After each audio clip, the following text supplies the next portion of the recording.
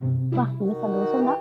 புஷ்பா தனியா உட்காந்துக்கிற, உன் தம்பி அங்க? சரோஜம்மா, என்னோட குடும்ப கஷ்டம் எல்லாமே தீர்ந்து போச்சு. இனிமே என் தம்பி வேலைக்கு போறான்.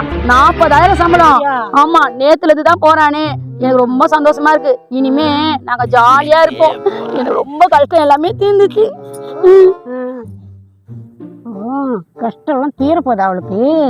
சரி, ஃபர்ஸ்ட் அவ தம்பி கிட்ட சொல்லி வேலையை விட்டு நிறுத்துறேன்.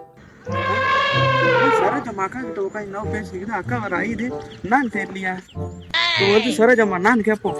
என்ன சரோஜக்கா, உங்க அக்கா உங்ககிட்ட நான் சொல்லிட்டு ஆயிடுச்சே, நான் சொல்லிச்சு உங்ககிட்ட? அது ஒண்ணு இல்லடா நாகப்பூச்சி, அக்கா நீ வேலைக்கு போறேன்னு ரொம்ப கஷ்டப்படுறா, அழுதுடா. சாப்பிட்டுட்டு என் தம்பி நல்லா தூங்குனா, நான் இப்ப வேலைக்கு போறேன் அப்படின்னு உங்க அக்கா கவலைப்படுத்துறா நாகப்பூச்சி.